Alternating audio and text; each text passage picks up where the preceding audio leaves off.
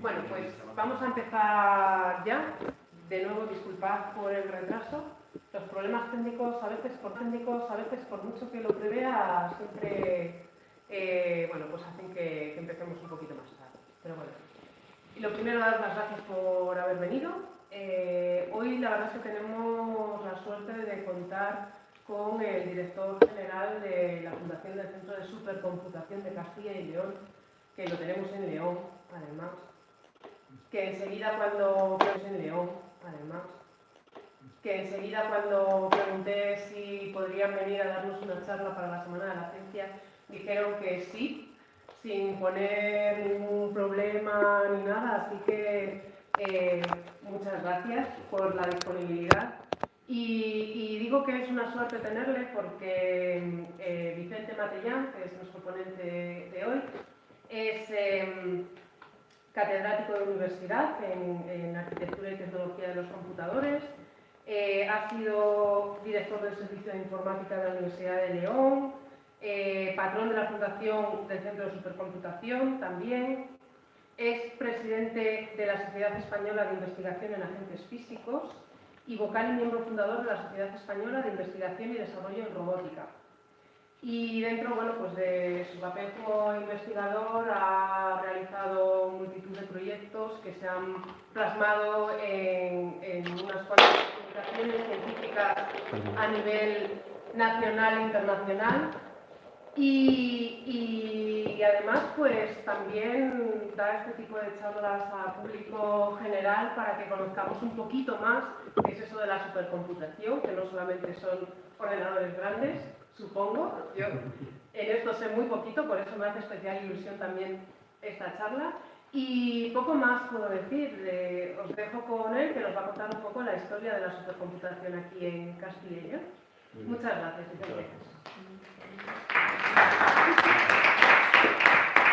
Bueno, pues muchas gracias por la invitación.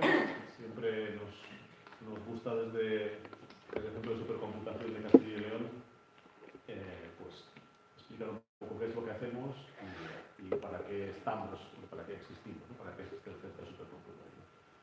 El centro ha cambiado de nombre este año.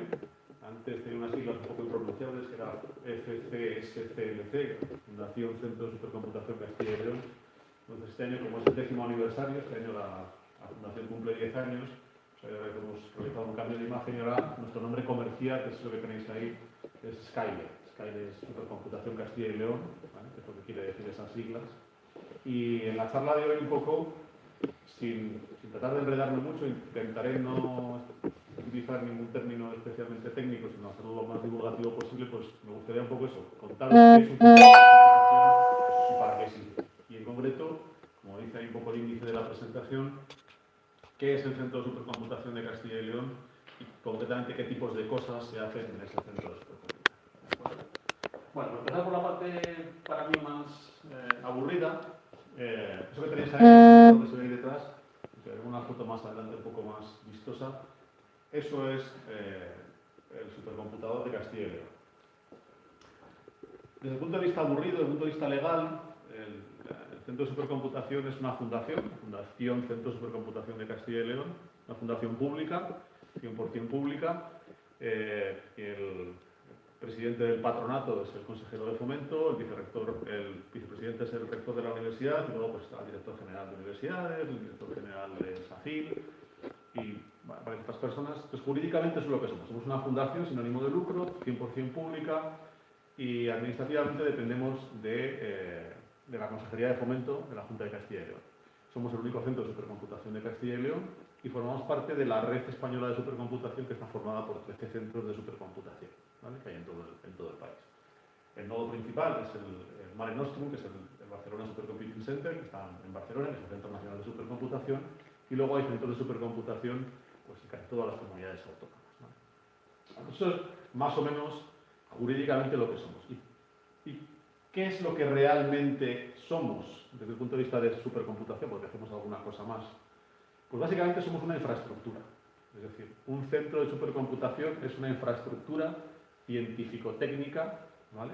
Es un montón de cacharros que sirven para que los científicos hagan ciencia. Nosotros no hacemos investigación. Yo personalmente sí, porque vengo del mundo universitario, tengo un pasado investigador. Pero el centro como tal lo que hace es dar soporte a diferentes grupos de investigación, en nuestro caso fundamentalmente de Castilla y León, pero también nacionales, incluso internacionales. Por ejemplo, el año pasado dedicamos 500.000 de horas de cálculo a lo que luego fue el Premio Nobel de Física del descubrimiento de las ondas gravitacionales. No es que lo hiciéramos nosotros, ni siquiera hicimos la mayor parte del cálculo, ni mucho menos, porque se necesitaron muchos millones de horas de cálculo de ordenador, pero nosotros aportamos nuestro pequeño granito de arena a esa investigación. Pues el tipo de cosas que hacemos. Es decir, lo que estamos es para que los grupos de investigación fundamentalmente puedan desarrollar sus proyectos. Lo haremos luego con un poco más de detalle, ¿no? Pero ¿qué grupos de investigación trabajan con nosotros? Pues en contra de lo que la gente pueda pensar, los que no trabajan con nosotros son los informáticos casi. Ahora mismo algunos grupos empiezan a trabajar, pero trabajamos fundamentalmente para grupos que no son informáticos. Nuestros mayores consumidores, como yo digo siempre, los sospechosos habituales, los clásicos de supercomputación, son la gente que hace, por ejemplo, investigación en física de altas energías, en física de partículas, aceleradores de partículas, ese tipo de instalaciones generan una gran cantidad de datos y necesitan una gran cantidad de cálculo para verificar sus investigaciones. Otro clásico es la predicción meteorológica. Nosotros corremos todos los días simulaciones de granizo, de nieve, específicas para determinadas zonas que un grupo de investigación, por ejemplo, del Grupo de Física de la Atmósfera de la Universidad de León, pues tiene contratados pues, para la cuenca del Ebro o para la protección civil, con especificidades pues, para zonas muy concretas o para algún meteoro concreto, pues, granizo o nieve. Es otro clásico, la predicción meteorológica. Esos han sido históricamente los que más han consumido. Luego, por supuesto, dentro de estos grupos, pues, en Estados Unidos, pues, investigaciones nucleares, que ya nos hacen pruebas nucleares, y todo se simula en superordenadores. Y han aparecido dos ramas nuevas, que son en nuestro caso los que más consumen tiempo de cálculo ahora mismo. Uno es la investigación en nuevos materiales. Por ejemplo, grupos de investigación de ingeniería química, en la Universidad de Burgos, por ejemplo, pues están haciendo investigaciones desde el nivel subatómico, es decir, desde las partículas, a nivel atómico, a nivel molecular y a nivel macromolecular y a nivel ya industrial, de cómo se comportan nuevos materiales, por ejemplo, para hacer captura de CO2. Estas cosas que están ahora muy de moda de las centrales de carbón o centrales de gas que emiten CO2, cómo poderlo capturar con materiales diferentes. Eso antes se hacía probando los materiales en laboratorios de ensayo. Hoy todo eso se simula. Se simula primero a niveles de pocos átomos, luego a niveles de moléculas, cómo se va a comportar eso. Y el siguiente y el que más consume ahora mismo son la gente que se dedica a hacer genética. Los biólogos son los que más computan hoy en día con nosotros. Si alguien piensa hoy que los investigadores que hacen biotecnología, es verdad que están trabajando alguna vez con probetas, pero la mayor parte de los científicos punteros que están hoy en día haciendo investigación biológica, fundamentalmente están haciéndola con superordenadores. Es decir, lo que hacen es hacer secuenciaciones de cromosomas, secuenciamiento del DNA o del RNA, no incluso de un individuo solo, sino de grupos de individuos, microscópicos o de animales, y hacen investigación sobre cómo esos genes tienen desde las aplicaciones médicas, es decir, de cómo curar enfermedades, por ejemplo, hasta cosas más prosaicas, por ejemplo. Trabajamos mucho, por ejemplo, con un grupo de aquí en la Universidad de León, que son de veterinaria, que hacen mejora genética de los productos animales. Desde las ovejas, que trabajan mucho con ovejas, por ejemplo, para que produzcan más leche o produzcan más carne, o vacas. Y eso antes se hacía, bueno, pues el ganadero lo hacía cruzando los animales que le parecían mejor para generar una nueva generación más productiva, las ovejas más productivas en leche, y lo hacía pues con su criterio. Hoy eso se hace desde el punto de vista genético. Es decir, lo que hacen es hacer análisis genéticos, saber cuáles son, ves esos genes que hacen que esas ovejas o el pollo sea más gordo, o la oveja produzca más carne, o produzca más leche, o tenga menos enfermedades, se hace desde el punto de vista genético y se hace con superordenadores. Eso es para lo que servimos. Es decir, nosotros no hacemos investigación, no somos un centro de investigación, hacemos estos proyectos de investigación de supercomputación, pero eso es muy, muy pequeño. Somos un soporte para los grupos de investigación. Entonces, si queréis quedaros con algún resumen de qué es un centro de supercomputación, pues quedaros con esa idea. Es una infraestructura que sirve para que los investigadores de diferentes campos puedan trabajar. En España hay una cosa que se llaman las infraestructuras científico-técnicas singulares, las ICTS. Concretamente en España hay 62 ICTS, Hay 62 grandes instalaciones científicas, una conocida, pues, el Hesperides, el barco que va, por ejemplo, a la Antártida, eso es una ICTS. El Gran Telescopio de Canarias, es otra ICTS. El sincrotrón ALBA, que está en Barcelona, que es un acelerador de partículas, es otra infraestructura científica. Aquí en Castilla y León hay 3 infraestructuras científico-técnicas singulares. Una es el Centro de Láseres Pulsados, que está en Salamanca, que tiene un láser de petavatio. Otra es el Centro de Investigación en la Evolución Humana, que está en Burgos, en Atapuerca. Y la tercera somos nosotros. Nosotros somos una infraestructura científico-técnica singular, una de las 62 grandes infraestructuras científicas del país, dentro de una infraestructura distribuida, que es la Red Española de Supercómputo. Esa es la idea fundamental de lo que somos. Y valemos para hacer investigación. Bueno, entonces, ¿qué es un superordenador? Ya entrando más en detalle. Pues, cuando la gente piensa que es un superordenador, en general está pensando en un ordenador muy grande. Lo que le viene a todo el mundo a la cabeza, incluso a Marisa lo ha dicho al principio, que es un superordenador, pues un ordenador bien gordo.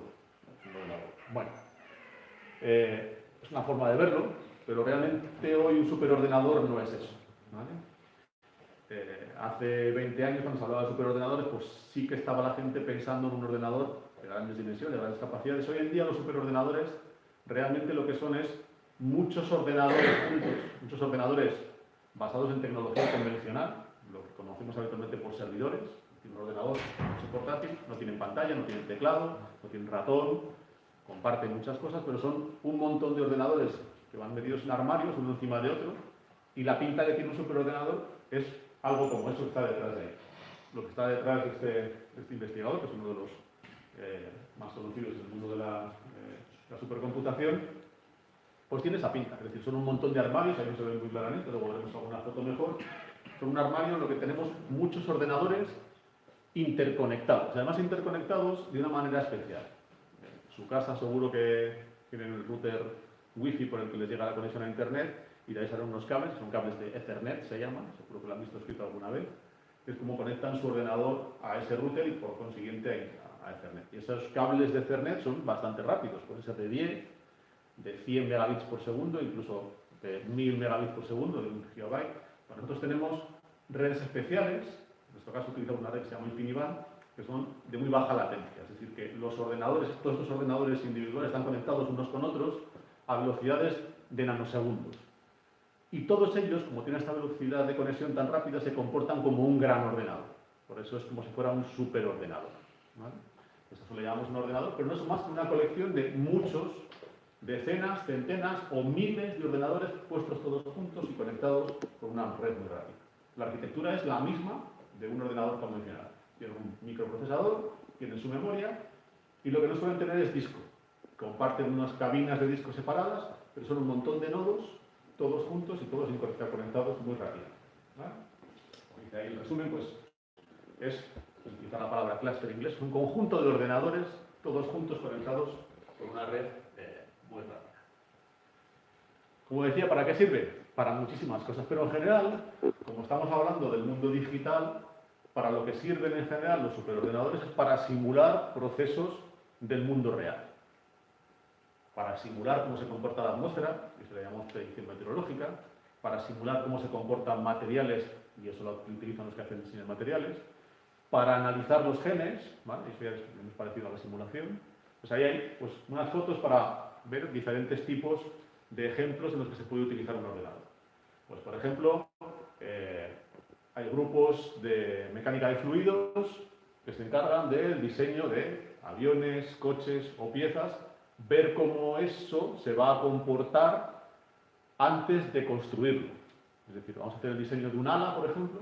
Nosotros, el grupo de investigación de ingeniería aeroespacial de la Universidad de León, pues tiene ahora un proyecto con una empresa que se llama Altran, que creo que están diseñando un ala, tampoco desconozco exactamente cuál es lo que están haciendo, pero eso antes lo que significaba es que hacían un modelo a escala, se ponían un túnel de viento, se probaba, se veía cómo se comportaba ese ala, se hacían modificaciones, se volvía a hacer otro modelo, se volvía a poner en el túnel de viento, se sacaban los datos, se hacían diferentes modelos hasta que se iba perfeccionando pues, el ala, el coche o el modelo que se estuviera haciendo.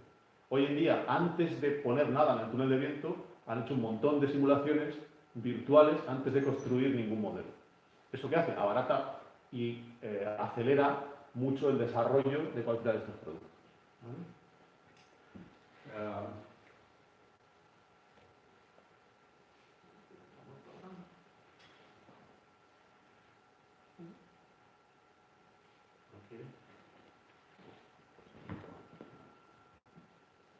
un problema antes con el ordenador y yo creo que lo seguimos teniendo.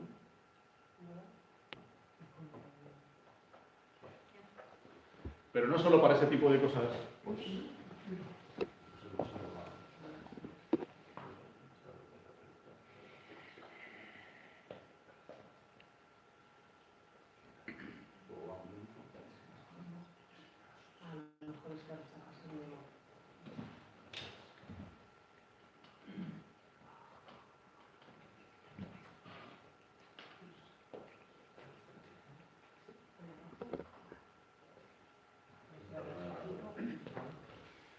Pero no solo para ese tipo de productos tan tecnológicos como puede ser un coche de carreras, como veían en la transparencia anterior, o un avión.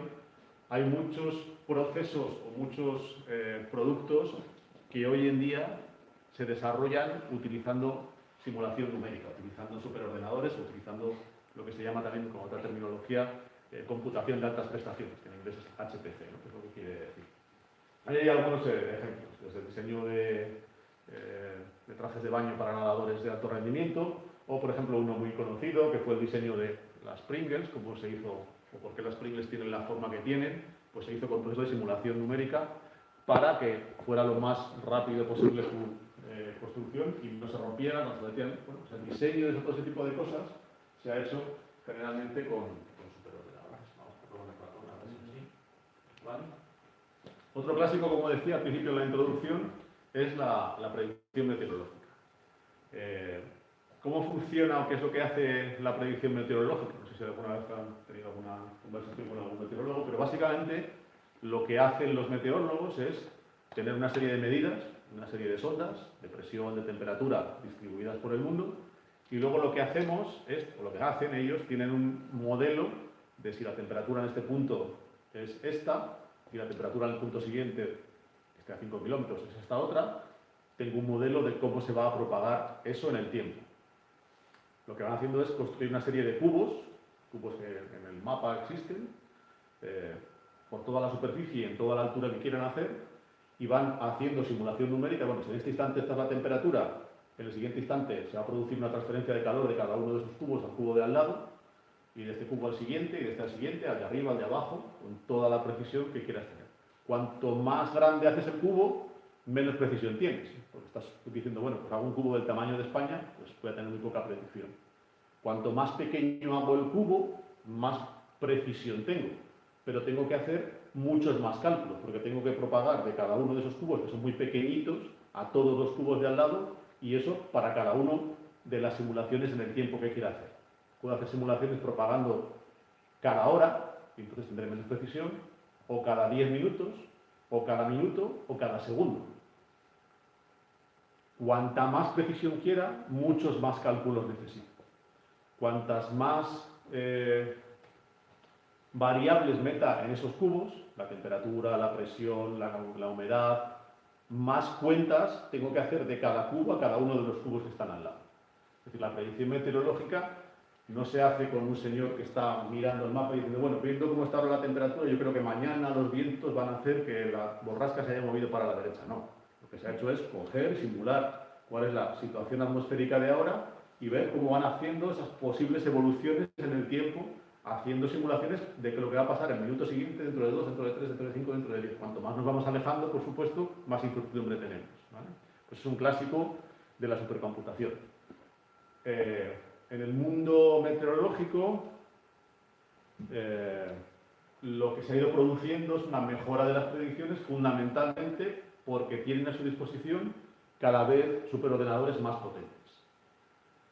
La mejora, sobre todo en las predicciones que se ha producido, aunque tengamos la impresión de que no se produce tanto esa predicción meteorológica, se debe sobre todo al uso de superordenadores cada vez más potentes. Históricamente, los institutos de meteorología han sido los que han tenido ordenadores, superordenadores más grandes. Funciona bastante bien. Una predicción meteorológica, si mañana dice que va a llover, yo cogería el paraguas. Otro clásico de la supercomputación es la investigación astrofísica. Como decía antes, una gran instalación científica son los radiotelescopios, o los telescopios de luz visible, o del espectro no visible, que lo que generan son enormes cantidades de datos. Cuando nos dicen que han visto o que han detectado tal sustancia en tal galaxia, han tenido que hacer un montón de cálculos para poder realizar ese tipo de afirmaciones. Tanto es así que algunos de los grandes observatorios astronómicos, su mayor cuello de botella durante mucho tiempo ha sido cómo transferir la cantidad ingente de información que genera hacia los superordenadores. Por ejemplo, en España fue una de las inversiones más grandes no construir el radiotelescopio, sino tirar un cable de fibra óptica desde Canarias a la península para poder transportar toda esa información. Durante muchos años, algunos de esos radiotelescopios se llevaban la información literalmente en cintas. Se llevó un investigador alemán, por ejemplo, que estaba trabajando allí, que estaba allí, grababa sus datos y se marchaba a Alemania con unas maletas cargadas de cintas porque no era posible transferir eso a través de la red. Hoy en día tenemos redes muy especializadas y muy rápidas para hacer esa transferencia. Pero la computación de altas prestaciones se utiliza para muchas cosas. Por ejemplo, un clásico también, ya no tanto en superordenadores como de lo que llamamos HPC más en genérico, es para las animaciones 3D. El renderizado, es la palabra técnica, para poder pasar de un diseño 3D a lo que vemos en las películas, requiere un montón de cálculos. Es decir, el diseñador gráfico, para hacernos una idea, lo que hace es dibujar, por ejemplo, esa abeja maya que tenemos allí, y luego, en el mundo simulado, puede colocar una luz. Él no pinta la sombra de la abeja. Hay un superordenador, un ordenador que ha calculado los rayos de luz que se van emitiendo sobre el sólido que él ha creado en 3 dimensiones y cómo se cambia los brillos, las sombras, las iluminaciones, y todo eso se hace simulado. Es decir, él ha dicho, la abeja maya tiene este color amarillo, este color negro, y ahora voy a ver qué pasa cuando subo y bajo la iluminación. Eso hoy en día en un ordenador con una buena capacidad se puede hacer más o menos en directo durante mucho tiempo, y si la escena es muy compleja, se han requerido grandes cálculos para hacer ese paso del mundo 2D al mundo 3D. Eso que tenéis a la izquierda son los dibujos clásicos que dibujaban fotograma a fotograma los diseñadores. Lo que hay a la derecha ya son dos dibujos animados en 3D, donde el diseñador ha hecho el modelo en 3D y es un programa informático el que realiza los movimientos, las iluminaciones o lo que se quiera simular. El movimiento del pelo, por ejemplo, del agua, todo eso es simulación numérica y todo eso se hace en ordenadores de altas prestaciones. Como decía también al principio en la presentación rápida de todo lo que hacemos, otro de los campos en los que se investiga y que utilizan muchos superordenadores es la investigación genética. Yo no soy experto ni en animación, ni en meteorología, ni mucho menos en genética. Pero esta semana pasada, por ejemplo, hemos tenido un curso de metagenómica, y yo tengo que llamarme a eso de la metagenómica, y básicamente lo que hacen es que están analizando poblaciones muy grandes de genomas. Ya no analizan un solo genoma, sino que están analizando la población donde cogen una gota del agua del mar y hay 10.000 microorganismos distintos y quieren saber el DNA o el RNA de esos 10.000 microorganismos y cómo puede afectar eso a determinadas cuestiones. Esos analizadores generan cantidades brutales de datos que requieren el análisis tanto de la secuenciación como luego de las simulaciones de las interacciones con las moléculas que ya tienen. Existen bases de datos, por ejemplo, de moléculas de medicamentos, de moléculas químicas en general, y hay que hacer simulaciones en 3 dimensiones, está pintado por ahí, por ejemplo, de cómo las moléculas son capaces de engancharse con otras en 3 dimensiones para moléculas muy grandes y probar un determinado medicamento contra todas las posibles moléculas que hay para ver si ese puede engancharse o no, colocándolo de todas las maneras posibles. Eso requiere millones y millones de posibles combinaciones.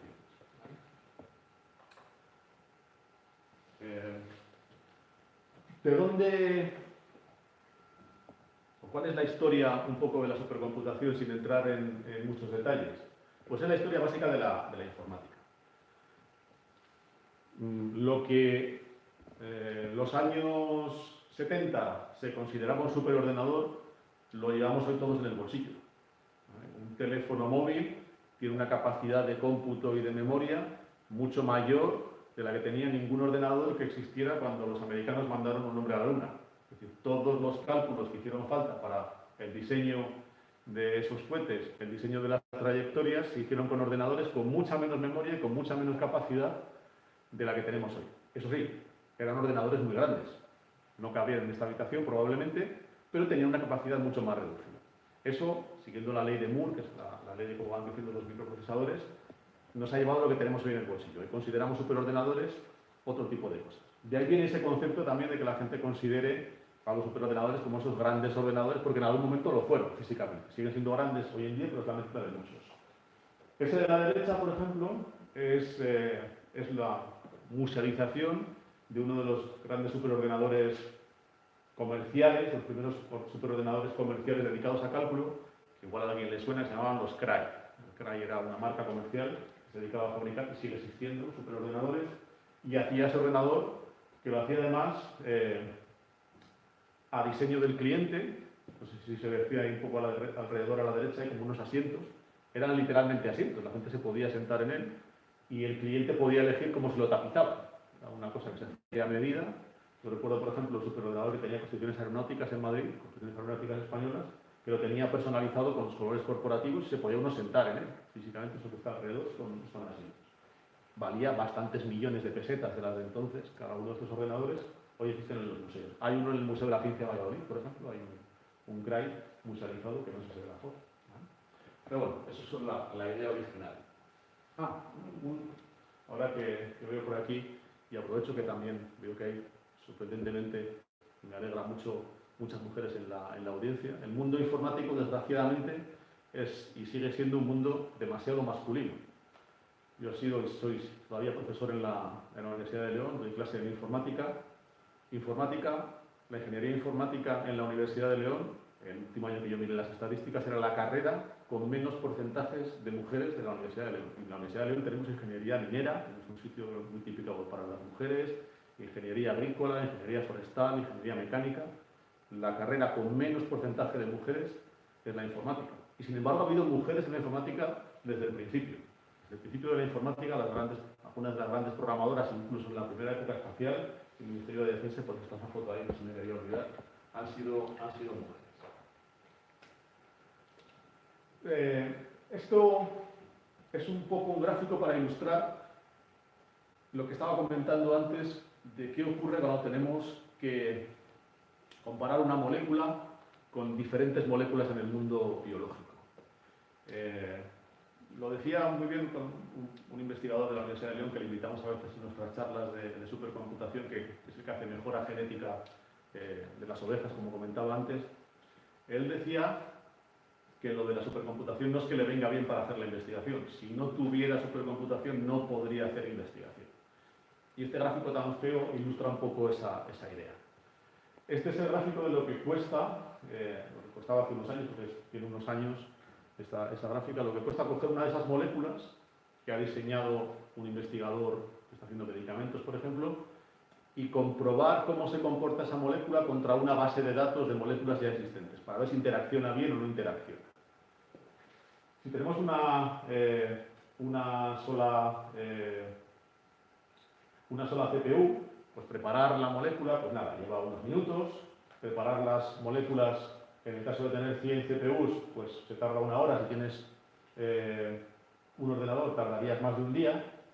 Pero cuando tienes que correrla contra la base de datos, que es la última columna de la derecha, el RESCORE es la base de datos estándar de moléculas. Si tienes un superordenador, por ejemplo, pues como el nuestro, con unos, digamos, 15.000 CPUs, pues eso lo puedes hacer en una hora aproximadamente de tiempo. Si eso lo quisieras hacer en tu ordenador, en un ordenador convencional, incluso en un buen ordenador, pues tardarías aproximadamente 10 años. 10 años en el que ese ordenador solo estaría haciendo eso, y por supuesto en esos 10 años no se podría haber apagado ni haber subido ni haber tenido ningún problema, porque entonces tendrías que volver a empezar, ¿vale? Y eso es con el RESCORE de hace unos años. Es decir, un investigador no puede estar haciendo una investigación, poner a correr la simulación y venir dentro de 10 años a ver qué ha dicho el ordenador como resultado, ¿vale? Porque esto lo hacen con una molécula y quieren el resultado de una hora. Cuando Juanjo, que es el investigador que hace estas cosas, lanza sus trabajos, no lanza una molécula. Lo que lanza es, voy a probar, y avanza 3.000 moléculas. Voy a hacer 3.000 veces esta prueba a ver si alguna de esas 3.000 cumple todos mis requisitos, ¿vale? Entonces, aún así, le va a llevar 3.000 horas si tiene 15.000 CPUs, ¿vale? Esa es la idea de lo que hace el superordenador. Lo que hacemos en el superordenador es proporcionarle cálculo a los investigadores, resolver sus problemas de cálculo, que suelen ser problemas de cálculo muy masivos, en cualquiera de las áreas científicas en las que estamos. ¿Cuáles son los ordenadores más grandes del mundo? Es una cosa que suele preguntarnos todo el mundo, por ver evolucionando esto. Bueno, pues hay diferentes formas de medir las cosas, como cualquier métrica. Si uno tiene un coche, pues puede medir a qué velocidad máxima puede ir, cómo de confortable es, cuántos caballos tiene, cuántas puertas tiene. Hay muchas métricas, pero la que se acepta comúnmente en el mundo de la supercomputación son los teraflops, como nos medimos en los centros de supercomputación. Bueno, hay una organización que se llama, que produce una lista que se llama el Top 500. El Top 500 son los 500 superordenadores más grandes del mundo. Se publica cada 6 meses. De hecho, este está desactualizado porque ayer, y no me ha dado tiempo de actualizarlo, ayer salió la nueva lista. Sale en junio y en noviembre, ayer salió la nueva lista. El número 1 sigue siendo el mismo, que es el Summit de Estados Unidos, y el segundo es el Milky Way, el Vía Láctea sería algo así, chino. Se ha producido un cambio en estas listas del Top 500. Hace 10 años, aproximadamente el 80% de los superordenadores del mundo estaban en los Estados Unidos. El 80%. Esos 500, el 80% eran superordenadores americanos. El 20% eran del resto del mundo. El año pasado, por primera vez, China tenía más superordenadores que los Estados Unidos. En la prensa estaba, estas últimas semanas, esa guerra comercial entre China y Estados Unidos. Bueno, esa guerra comercial no se refiere sobre todo a los productos, con perdón, de los chinos, a los productos de €1. La semana pasada, el presidente americano ha vetado que los Estados Unidos vendan microprocesadores a China, a una de las empresas que fabrica estos superordenadores, porque les preocupa mucho. Hay una guerra realmente en esta batalla. La Unión Europea estamos también embarcados en esta guerra. Tenemos una dependencia completa y absoluta de los microprocesadores americanos. Nos hemos independizado en otras áreas. El GPS, pues nosotros estamos construyendo Galileo. La fabricación de aviones hemos hecho Airbus. No tenemos tecnología de microprocesadores. Los Intel, los AMD, son todos microprocesadores americanos. La Unión Europea tiene un programa para desarrollar microprocesadores propios para el 2020, en la que este año han dicho que van a invertir 1.000 millones de euros para que podamos tener tecnología propia de supercomputación, porque es la clave de todas las investigaciones, no de informática, sino de biología, de física, de meteorología. Pues hay una guerra detrás de esta lista que marca dónde está haciéndose la investigación. Los chinos no solo producen productos baratos, los chinos están invirtiendo muchísimo en tecnología. Repito, hace 10 años prácticamente no aparecían en la lista. El año pasado, más del 50% eran superordenadores chinos. Aquí hay un vídeo que yo creo que no vale. Bueno. Como decía antes, para ilustrar un poco lo que es el superordenador, estas son las fotos de cuando se construyó hace 10 años nuestro centro de supercomputación. Se decía antes que es una infraestructura. Cuando me refiero a infraestructura, es una infraestructura física que existe. Entonces tenemos básicamente 3 partes en esa infraestructura. Una es la parte de infraestructura eléctrica. El superordenador consume mucha luz. Nosotros estamos consumiendo del orden de los 150 kilovatios, por ejemplo. ¿Vale? No es la luz que tiene contratada en su casa, pero tendrán 1, 2, 3 kilovatios. Solo el superordenador pues, consume alrededor. Depende de cómo esté de carga de trabajo, pues entre 100 y 150. No es lo que más consume las CPUs del ordenador. La segunda parte de infraestructura que tenemos muy importante, que está reflejada aquí a la parte de la izquierda, es el enfriamiento del superordenador. Los ordenadores producen mucho calor. Se han fijado los ordenador lleva un ventilador, porque su ordenador, la CPU, cuando está trabajando, se calienta y hay necesidad de refrigerarla. Nosotros no tenemos una sola CPU, tenemos miles de CPUs metidas en ese armario negro que está ahí, que es la foto del superordenador realmente, que hay que refrigerar. Una ventaja que tenemos en León es que tenemos bastante frío durante mucha época del año, con lo cual utilizamos lo que se llama en inglés free cooling, que es el frío gratis, es decir, no nos hace falta producir frío durante gran época del año, simplemente nos vale con meter aire frío de la calle al superordenador. Aún así, durante los meses de verano gastamos mucha luz y pagamos mucha energía para enfriar el superordenador. Lo que tenemos aquí a la izquierda, que está en la foto de arriba a la izquierda, son las chiles, las enfriadoras. Básicamente son equipos de aire acondicionado. Su ordenador convencional se refrigera por aire. Nosotros refrigeramos por agua, porque es energéticamente más eficiente. Lo que hacemos es enfriamos agua, bien con las enfriadoras o bien cogiendo aire frío, metemos ese aire por esas tuberías hasta el superordenador y dentro del superordenador lo intercambiamos por aire. Pero lo que metemos realmente en las enfriadoras es agua. Entonces tenemos eso, las tres patas de infraestructura. La parte eléctrica, la parte de enfriamiento y la parte de cálculo. Y luego alrededor, pues, las cuestiones necesarias de seguridad antiincendios, extinción, gases y demás. Pero básicamente lo que es el superordenador es una infraestructura bastante cara. La inversión fueron aproximadamente 4 millones de euros en este superordenador y luego se ha ido renovando periódicamente todos los años. Sin embargo, es relativamente barata de usar. Os decía antes que a los investigadores, los proyectos de investigación, pues les dan dinero para comprar probetas o para probar reactivos o para comprar un acelerador y también les dan dinero, entre comillas, para usar horas de cálculo. El precio de una hora de cálculo que les cobramos a los investigadores, entre comillas, es de 0,0075 euros hora de cálculo. Pero claro, ellos están utilizando miles de CPUs, ¿vale? Entonces, si utilizan 1000 CPUs durante una hora, les costaría 7 euros, ¿vale? Porque están utilizando 1000 ordenadores a la vez durante una hora. Ese es el precio más o menos para que luego hay almacenamiento y todo tipo de cuestiones. Y lo que nosotros aportamos sobre todo es también a los investigadores que muchas veces no son del campo, lo que tratamos de aportarles es la facilidad de poder utilizar esa infraestructura. Hay investigadores que pues no han entrado en este campo, su campo de investigación está acercándose ahora, médicos por ejemplo, estamos trabajando con diferentes grupos de investigación que no tienen perfil informático, que tienen 100.000 casos médicos, con 100.000 genomas, con montones de variables diferentes que tienen que correr algoritmos para clasificar los pacientes de determinada manera. Nosotros les ayudamos a incorporarse a este tipo de investigaciones. Y como voy de tiempo, puedo tener tendencia a enredarme un poco más de la cuenta. Voy acabando. Además, haciendo supercomputación, además de lo que es el puro cálculo científico, es de lo que estaba hablando todo el rato, nosotros, haciendo supercomputación, hacemos otros dos tipos de tareas que comento muy rápidamente y que están reflejados un poco ahí abajo.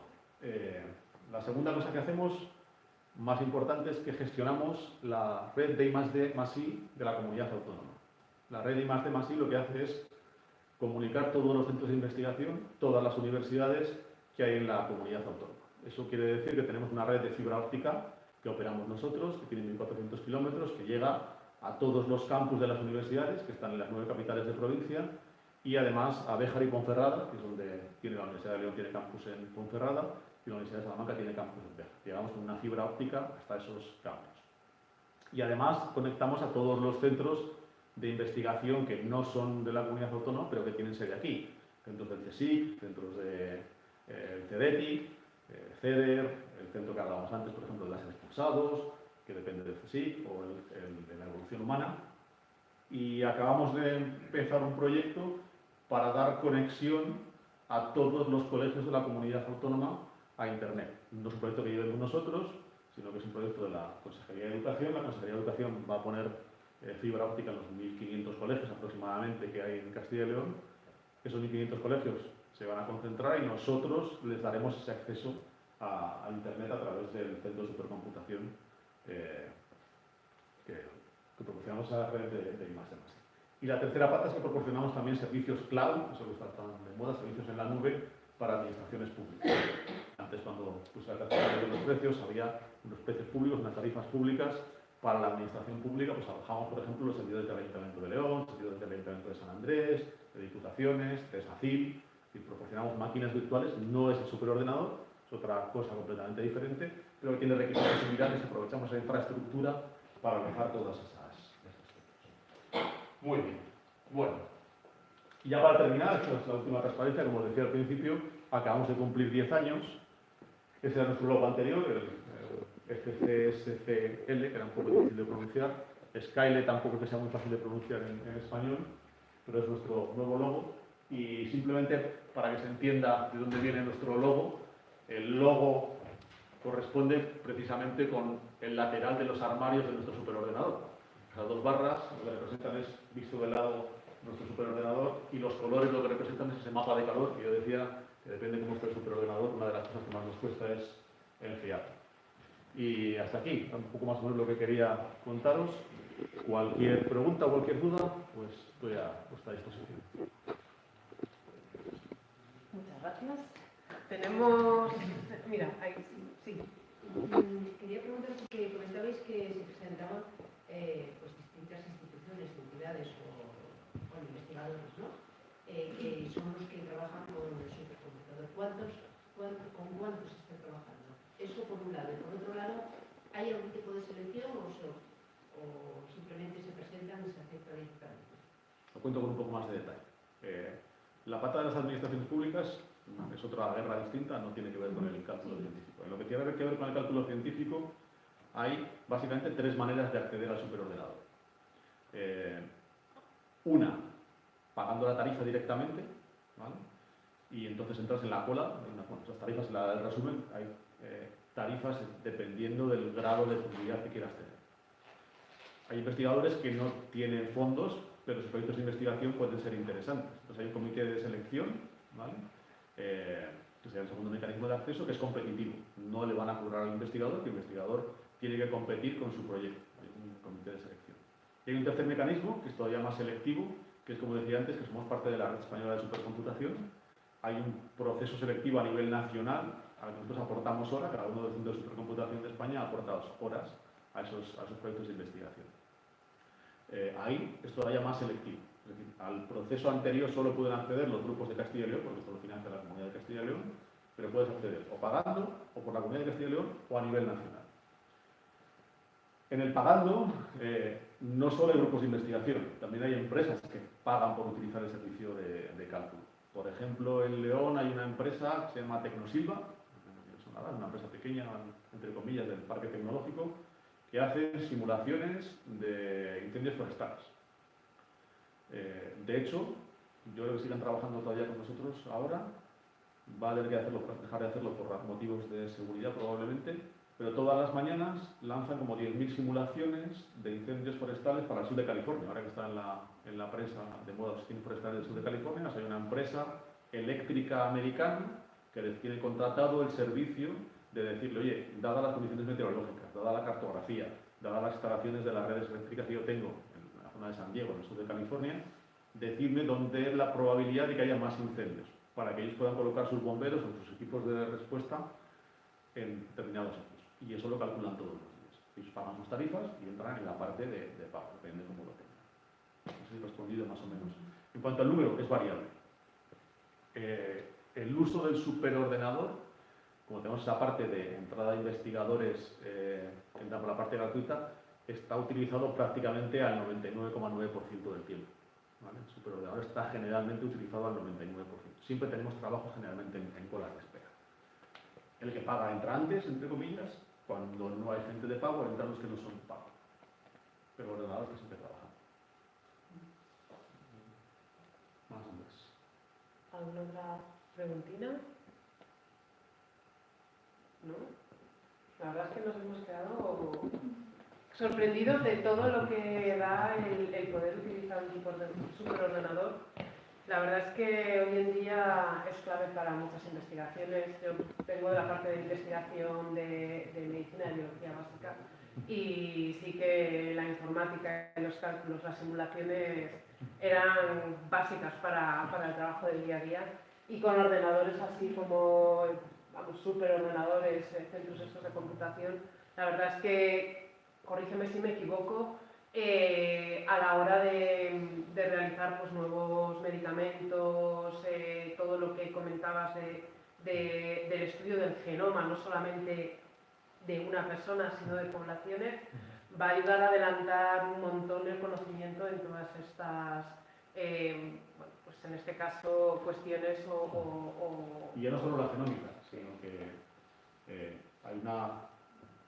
Hoy en día los superordenadores se utilizan fundamentalmente en investigación en medicina, pero lo que hoy consideramos superordenadores, la informática de altas prestaciones, está revolucionando el campo de la medicina con la combinación con lo que es Big Data, que es la otra gran pata que hemos visto, que ahí va hacia la medicina personalizada. Es decir, ya no es hacer, cuando no es hacer un diagnóstico y nos dicen, bueno, pues su predicción es que en 3 meses le puedo... No, es que vamos a decir, no, mira, mirando tu genoma, mirando todos los datos que tengo de tus analíticas pasadas, como tengo varios millones de casos similares, ya no te voy a decir la estadística, es que tengo, de esos millón de casos que tengo, hay 150 que son como tú y que les ha pasado exactamente lo mismo y a ti te va a pasar exactamente eso.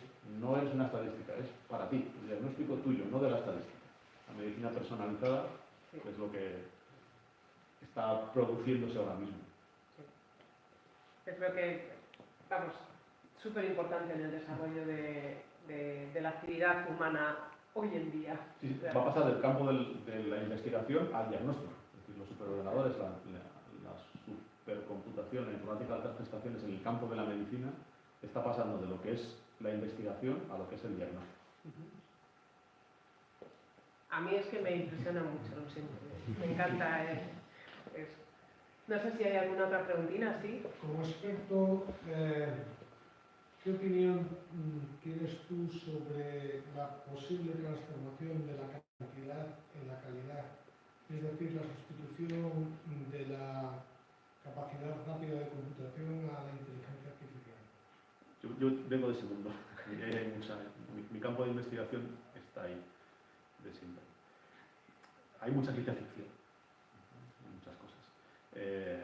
Y hay una cosa que digo y que creo que es muy verdad todavía, y es que los ordenadores de momento solo dan respuestas, no hacen preguntas.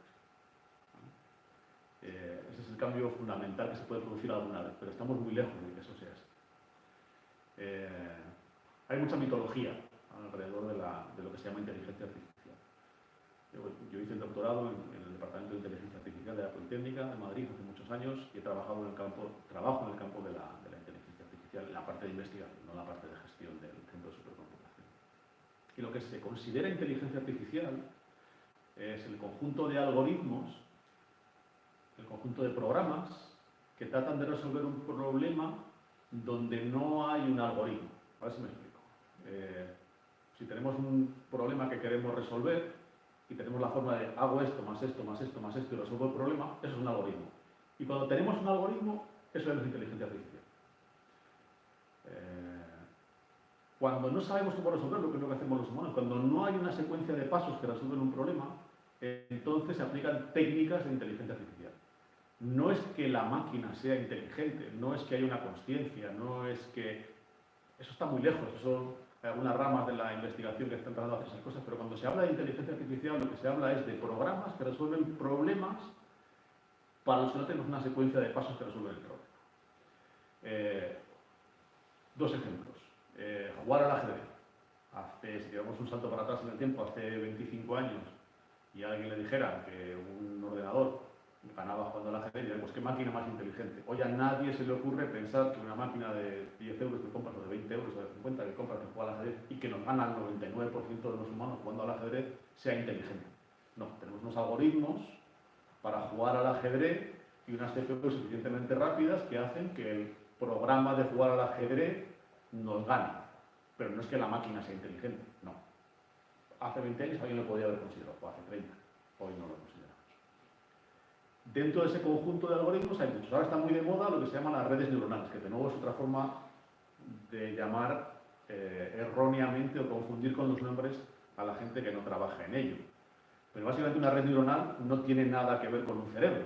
Se llaman así porque tiene una serie de conexiones, una serie de grafos con pesos que se van modificando esos pesos, que de alguna manera pueden tener alguna semejanza a las redes neuronales, ¿no? Sí que hay un proyecto, se llama el proyecto del cerebro, que trata de replicar las neuronas, pero las redes neuronales lo único que hacen es coger un montón de ejemplos, por ejemplo, están utilizándose mucho en el análisis de imágenes, para el coche autónomo, para conducir.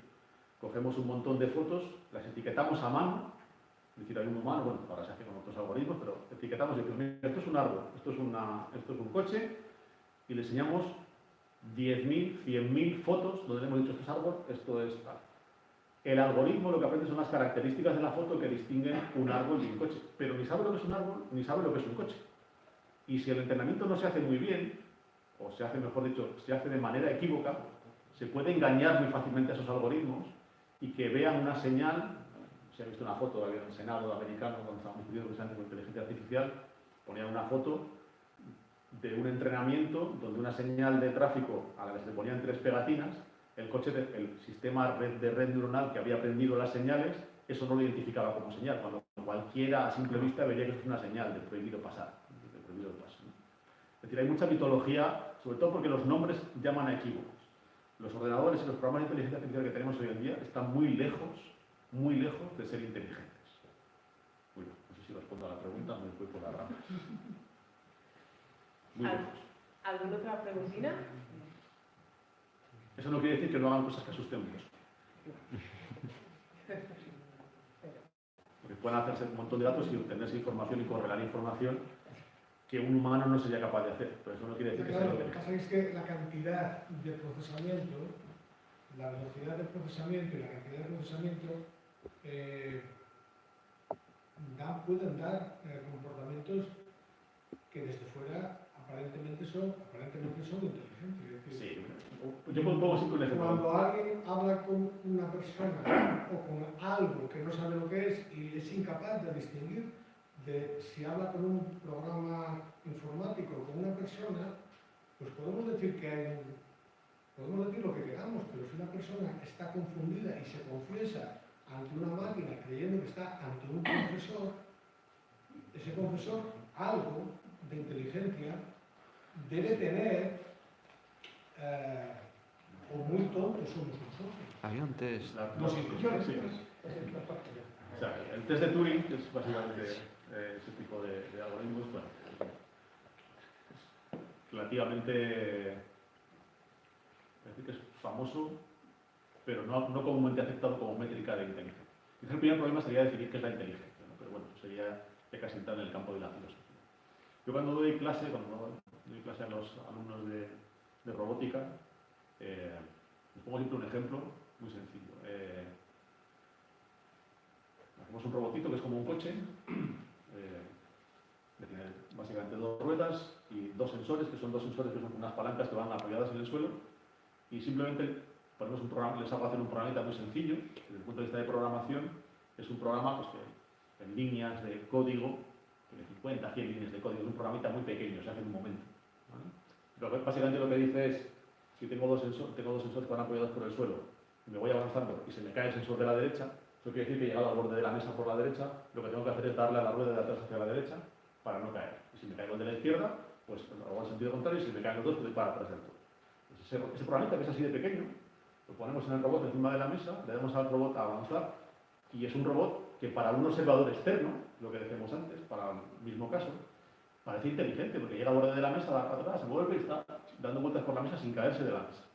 Y tiene 50 líneas de código. Es un programita así de tonto. Es un algoritmo muy sencillo. Mi grupo de investigación, durante muchos años, trabajábamos, no es que era el objetivo, sino que era una forma era un problema que es complejo, de coordinación de robots. Teníamos un equipo de robots que jugaban al fútbol. El programita ese que hacíamos antes del coche tenía 50 líneas de código. Nosotros teníamos unos perritos de Sonic, que eran no sé cómo lo habrán visto, el Aibo, era un robot comercial que tenía forma de perro. Jugábamos con un equipo que eran 5 contra 5 y que jugaba al fútbol en un campo de fútbol. El software que nosotros hicimos, que no éramos de los mejores ni mucho menos, el software que hicimos para esos perros, en uno de los perros había más de 300.000 líneas de código. O sea, el programita del coche tenía 50. Habíamos escrito para el perro para hacer todas las cosas, había que distinguir la pelota, coordinarse con los jugadores, los movimientos, cómo se movían las patas, para adelante, para atrás, 300.000 líneas de código. Yo recuerdo la primera vez, en el año 2006, en Paderborn, en Alemania, con nuestro equipo, pusimos, el perro se puso a pie de la pelota, empezó a hacer así, y estuvo 2 minutos haciendo así. Pues claro, cualquiera que viera al perro estaría diciendo, pero ese robot tenía 300.000 líneas de código y no se movía. ¿Por qué? Bueno, pues porque el algoritmo no era capaz de detectar la pelota, o que tenía un problema de comunicación con los otros perros. La visión del observador externo es, ese robot es mucho menos inteligente que el que estaba encima de la mesa. Es la percepción de los observadores externos. Ninguno de los dos son inteligentes, pero hay mucho cuidado con eso. Cuando hacemos un programita del estilo, se puede hacer un programa que pueda engañar a una persona con la que está hablando, entre comillas, y desde hace muchos años existe una competición para hacer ese tipo de cosas, pero no hay ninguna conciencia detrás de ese programa. ¿Vale? Hay desde el entendimiento de las frases, la reconstrucción semántica y el análisis gramatical y patrones de respuesta. Incluso se pueden generar pequeños guiones que se pueden ir alterando y mezclando, se pueden hacer programas cada vez más sofisticados, pero que no hay inteligencia realmente. O lo que yo entiendo no es por inteligencia, os decía antes que quizás el problema es definir qué es la inteligencia, ¿no? Pero que no hay una inteligencia ni una consciencia detrás. Es decir, ese programa es capaz de engañar a una persona, no sabe hacer nada más que eso. Nada más. No tiene otra finalidad, ni sirve para hacer nada más. Interesante. No tiene nada que ver con la charla de hoy. Pero nunca está de más saber todo este tipo de cosas. La verdad es que no. Bueno, pues si no hay ninguna otra pregunta, solo me queda agradecerte, Vicente, la charla que nos has dado. Yo creo que todos hemos disfrutado un montón de todo lo que nos has contado y ha sido un placer el tenerte aquí, de verdad.